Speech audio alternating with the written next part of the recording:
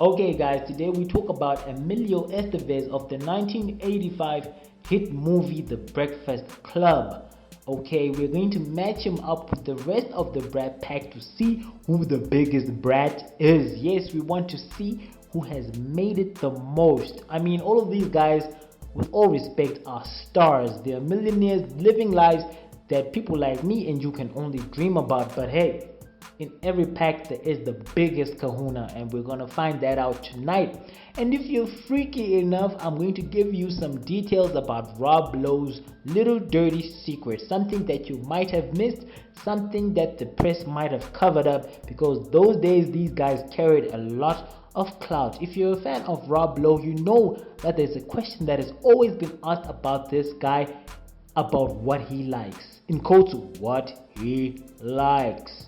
Okay, and it seems like when he was preparing for his roast on Comedy Central, he actually released a parody of his sex tape, the Paris sex tape. But unfortunately for him in this case, it led the critique to go and find that source material, and I discovered some things there. So if you're going to find out what I found out, you're going to have to listen to my instructions somewhere in this video and go and watch some less than decent content. Come back and let me know in the comments below if what I think about what he likes is actually right, because I actually went and googled on the internet to try to see if people had actually made a conclusion about what Rob Lowe likes. It looks like people had not. It's either the press covered it up. Back then, I mean, people were still decent enough to cover each other's tracks. But now, I mean, it's a whole different world. You know, we are all crazy, and the critique is crazy enough. Trust me. So, wait for that part. Right now, let's rank the Brat Pack from number 8 to number 1, and I'm going to be using the following categories: the biggest movie that they've done to date, their net worth, of course, because this is what it's all about, their hottest partner, their houses. Okay, we're going to rank them from 8 down to 1. Let's get it, guys. We start off with Emilio Estevez at number 8, the unofficial leader of the Brat Pack, leading from the back like a true servant leader. His biggest movie to date is The Stakeout, which was released in 1987, and it made a whopping $150 million in today's money. I actually prefer The Breakfast Club because it's way cooler, but I mean, The Stakeout did rake in the Benjamins, alright, even though it was riddled with a lot of mistakes. Like, did you check out that scene where the car actually went into the river and people realized that there was no driver in the seat? Gosh, did you not have any more film to actually do a retake? I mean, that was actually hilarious. Then if you look at his net worth, he's got about $18 million that he has gained over a massive 36 movie appearances and 22 TV appearances. Well, this guy is actually cheap to hire. He's like cocaine, you get him for the low. I mean, I wonder if he's available for my upcoming movie Wakanda Revived. I don't think Chadwick Boseman did that whole Black Panther thing, you know, justice. I think we're gonna have to redo it African style, alright? There's really a bit of a sad but heroic story behind why Emilio Estevez didn't make it as big as the rest, because he had family issues to deal with. I mean, how far can you go babysitting Charlie Sheen? Okay, he actually said in a couple of interviews that he slowed down on his career so that he could actually be a good example to his baby brother Charlie. I mean, you gotta upload. I mean, let me know what you think about that in the comments below. Looking at his hottest girl to date that I could find is Sonja Magdevsky, okay? I mean, like all Americans, he likes things foreign car, foreign clothes, got a foreign wife. But if you look at his track record, he ain't got no type. No. Bad bitches is the only thing that he likes. But I mean, we're gonna settle at Sonja now. This is what actually lost Emilio Estevez a lot of points. The fact that we don't know where he is living right now. If you've got an idea, please let us know, because he did sell his house in Malibu, that vintage vineyard type of thing that they're going on with the whole Spanish appeal. And the only details I could find about where this guy lives led me up to this office building. I think it's probably just one of his companies that he's using as his address, and it sadly runs in the family. Charlie Sheen actually sold his house in Beverly Hills for about $8 million to settle his financial issues, and now his address also leads to nowhere. I think he's probably living in some apartment somewhere trying to lay low as he rebuilds. Next up on number 7 is Andrew McCarthy, probably the most low-key of all the Brat Packers. I mean, you can actually find anything about this guy online. Like, Uncle Ruckus probably has a role to play in this, because every time I was googling Andrew McCarthy, Uncle Ruckus would come up on the stream and ask me, what the hell are you doing online? So if you've got a crush on Andrew McCarthy, then I'm sorry, Miss Jackson, oh, but I am for real. You can't find anything about this guy on the internet. Anyway, his biggest movie was Pretty in Pink, which made $95 million in today's money. Andrew actually only got this role because Molly Ringwald told the studio to ditch Charlie Sheen for him. Charlie Sheen has had it bad for a long time, but looking at how things have turned out for Charlie Sheen with his many beefs, probably he grabbed Molly's ass in the club or something. Alright, so Andrew only got his biggest role because Molly had a big crush on him. And the director, douche, was actually a douche by telling Molly Ringwald that Andrew had a thing for her, and this actually helped the scenes to become electric. Only that it wasn't true. He also did the same to McCarthy, and it kind of like helped with the scenes in Pretty in Pink. I hope she didn't pursue him after that, because she got smashed for nothing. Alright, she didn't get to taste him offset. She didn't get to taste that nectar. She didn't get to roll with him in the haze. They didn't get to smash. They didn't get to have babies. They didn't get to get married and all those crazy things a girl tells herself when she is in love with somebody. Okay, let's go to the bank. Andrew McCarthy has got about $12 million, which is more than I can say for myself. And looking at his partners, Karen Campbell seems like she's the hottest that he has had to date that we know about, and she seems to be a bit naughty compared to the other decent plain Janes that he has dated. And another reason why McCarthy is at the bottom of the pile is we don't know about his house. Okay, it's probably somewhere up in the mountains in a cabin, or he probably wiped all the information off the internet, put them in that book of his that he wrote about his travels, hoping that would buy that book. Dude, we are not buying your book. Ali Sheedy. Okay, her biggest movie was The Breakfast Club, a great movie. And it's sad to see that she didn't take the momentum from this movie and become a superstar. Her story is actually pretty sad. It wasn't her fault that she did not, make it to the top of the game. Unlike a certain Molly Ringwald, who made 2 big mistakes that ended up with her doing some stuff in France that we don't want to know about.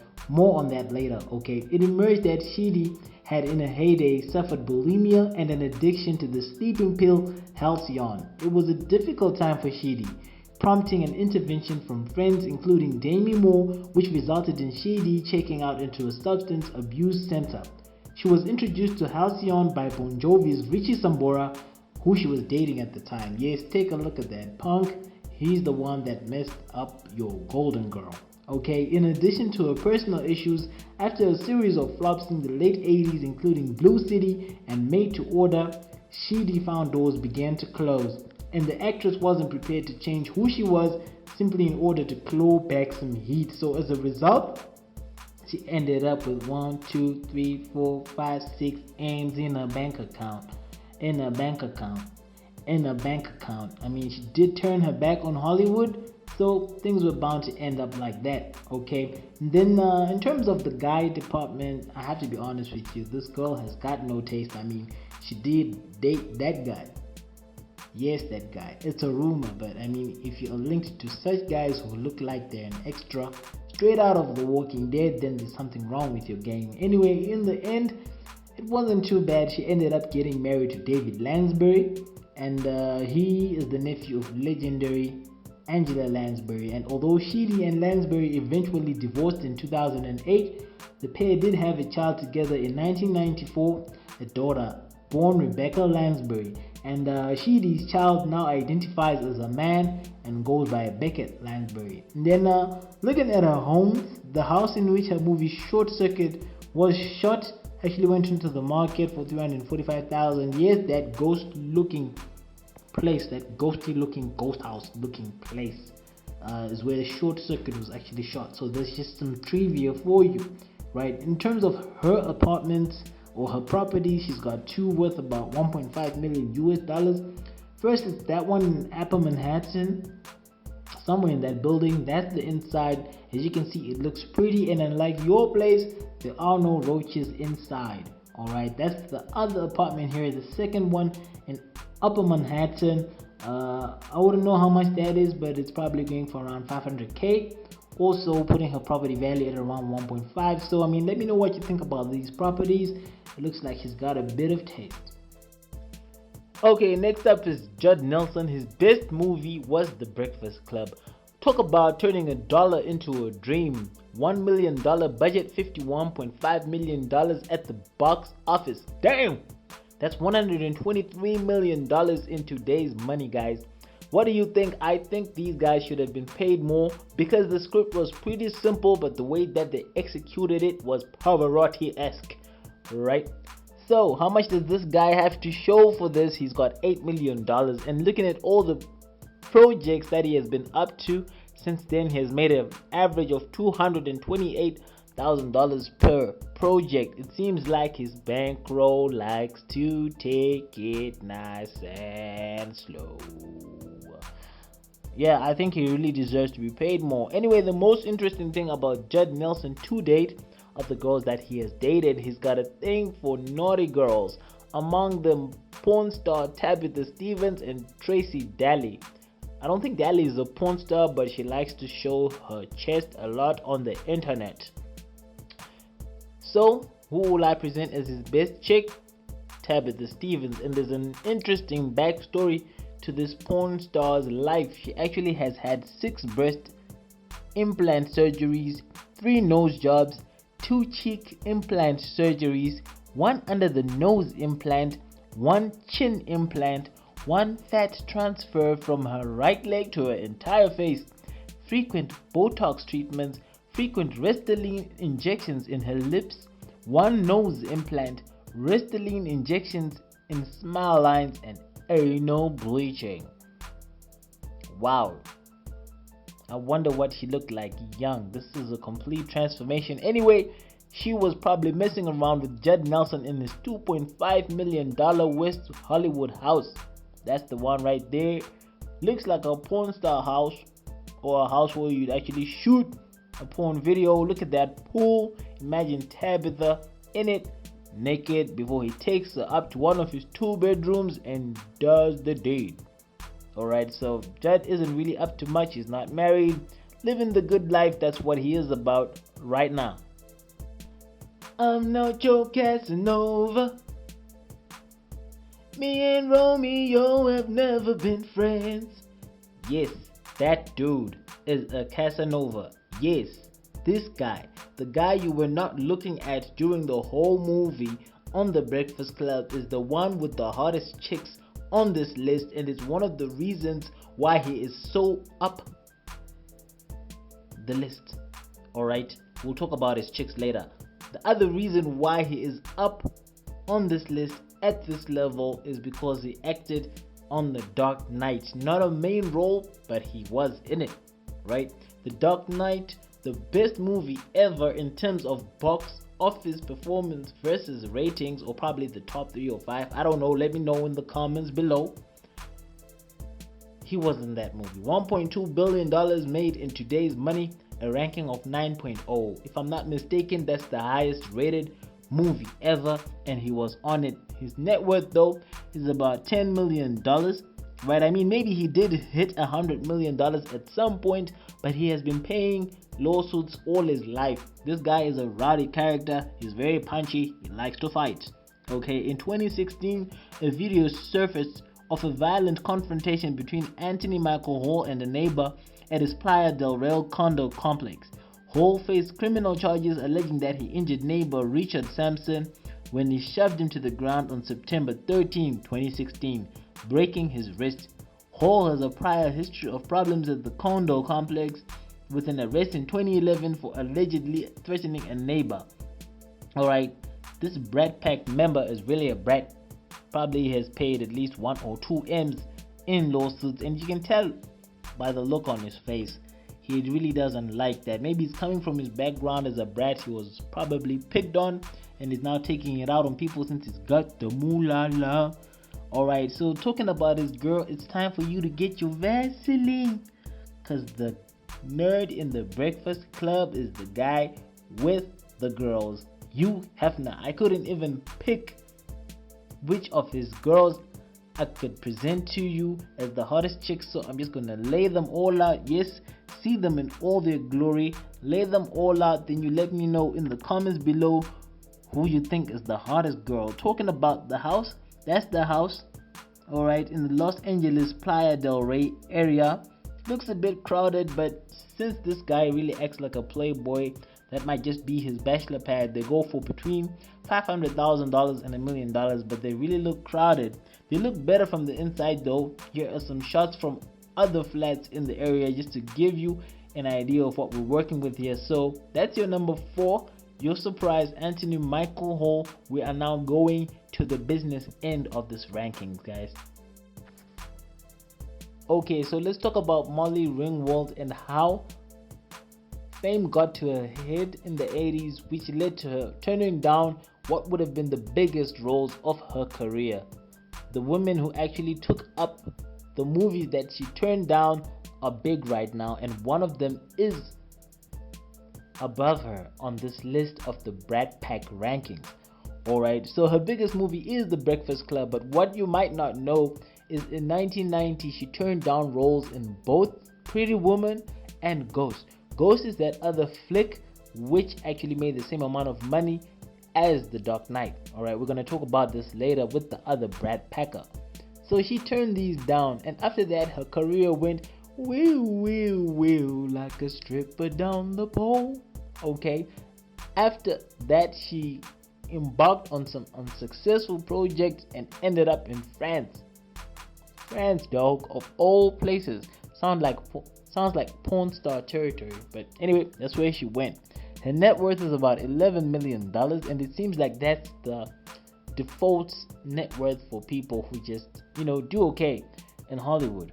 Alright, in terms of the partners that she's dated, I had to put up John F. Kennedy Jr., bro. I mean, it doesn't get better than that, but she was actually lucky to break up with him because later on he died with his wife in a plane crash because he was flying in a situation in which he was not licensed to, Kobe style.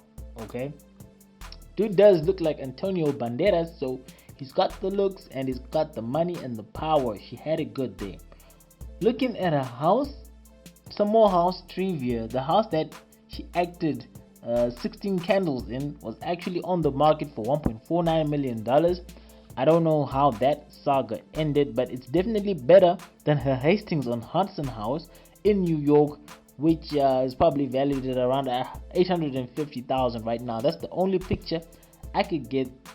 Farmhouse barn type of style. I'm not really sure what's going on there, but it's a decent house. So that's Molly Ringwald.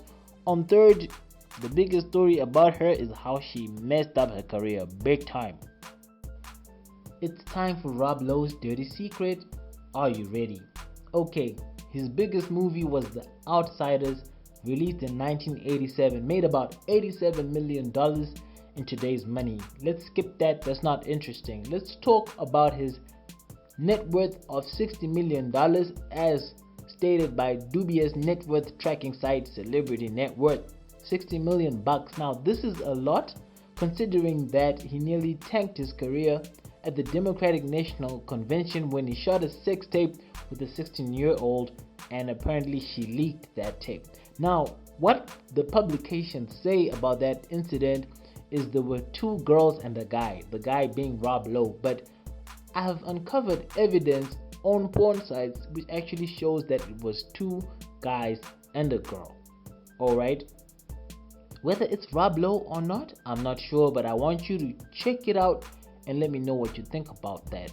Okay, because when you find out that sex tape, some questions about the guy might actually be answered. Now, why am I saying this is the tape in which he is in? Because when he actually creates a parody for his sex tape for his roast on Comedy Central, the setting is exactly the same as you'll see in that tape. So go to any porn sites and look for Rob Lowe sex tape. You are selecting one with 23 minutes and 37 seconds, and then fast forward to 6 minutes and 43 seconds. You will see who looks like Rob Lowe performing a certain act. It's not clear, so I'm not gonna say anything, but let me know in the comments what you think about that. If you think it is what I think it is, then we all know Rob Lowe's dirty secret. Now, the reason why I'm bringing this up is because in the tabloids it was not actually covered then, and it's not covered now. There does not look like there are any articles which are conclusive on that matter, so it's just something Rob Lowe fans might want to know. Let me know in the comments below what you think about that. Hottest partner, Winona Ryder, and for his house he's got a big ass crib with 10,000 square feet, going for $42.5 million right now. I'm not sure if he sold it, but it looks like it's got enough rooms for him to shoot some more sex tapes. Let me know what you think about that dirty little secret when you watch that movie. Is it him? And if it's him, what do you think is actually going on at 6 minutes and 43 seconds? Okay, at number 1, the big kahuna is Demi Moore, and she's there thanks in part to Molly Ringwald's mistakes and some good work that she has done herself. Her best movie to date is Ghost, with an IMDb rating of 7 out of 10, but it brought in the Benjamins, making a whopping $505.7 million in 1990, which translates to $999 million in today's money. Alright, that was the highest grossing movie in 1990, and if you adjust for inflation, it's the 10th highest grossing movie of 2019. 2019 had a lot of blockbuster movies which raked in the Benjamins.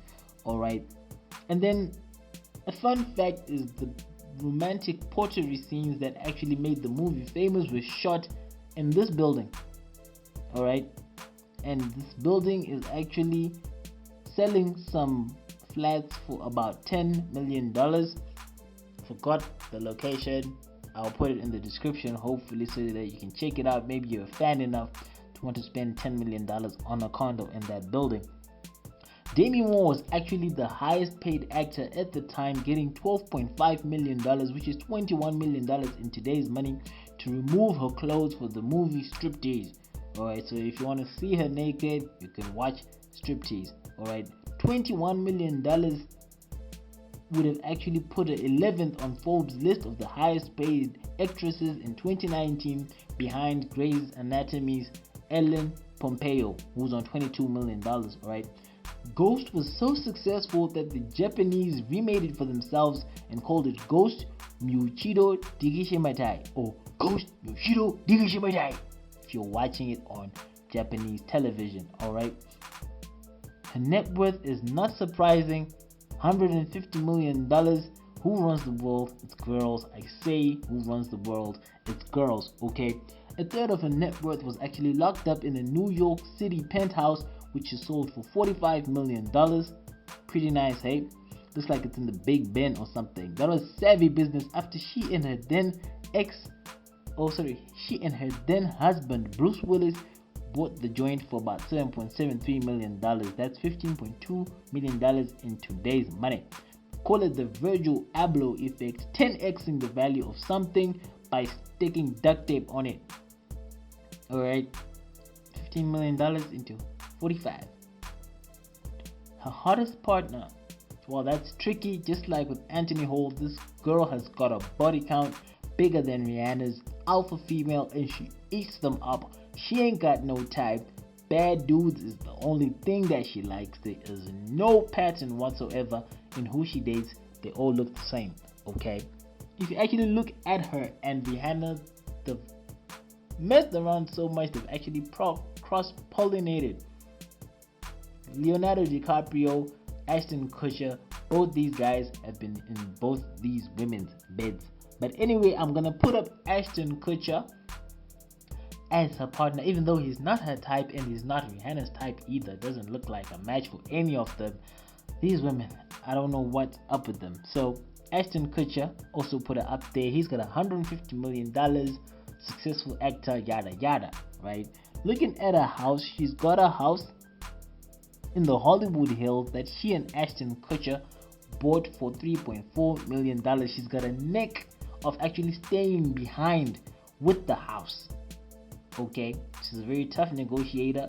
She probably rules these guys. She actually gets to stay behind with the house. She did it with Bruce Willis and got $45 million. I wonder how much she's gonna get when she sells this beautiful house for. She was living in it with Ashton Kutcher and he left and she stayed there. Alright, there's also another property that I think that she owns. That's the Gate. I don't know those in the know. Is it the same property as this one that I've just shown you, or it's a different one? Anyway, she bought it for $3.4 million with Ashton, expected to be sold for around $10 million after applying the Virgil Abloh effect of making things more expensive than they should be. So that's Demi Moore for you. Tough negotiator, big movies dropped. No wonder she's the best of the Brat Pack in terms of success. What do you think about this list that I've made? Is it accurate? Is there somebody that I've left out? Is there somebody who should be removed totally? I mean, they're all Brat Packers, but as you know, the definition, changes and different actors are put in and removed. Are there others you think I should have put in there? So thank you guys for watching the video. Like, share, comment, enable me to make more videos about the Brat Pack or any other topic that you want me to talk about. It's the critique, and I think I have brought new information to the game about the Brat Pack that a lot of people hadn't talked about. Until the next video on the next random topic that I'll be talking about, peace.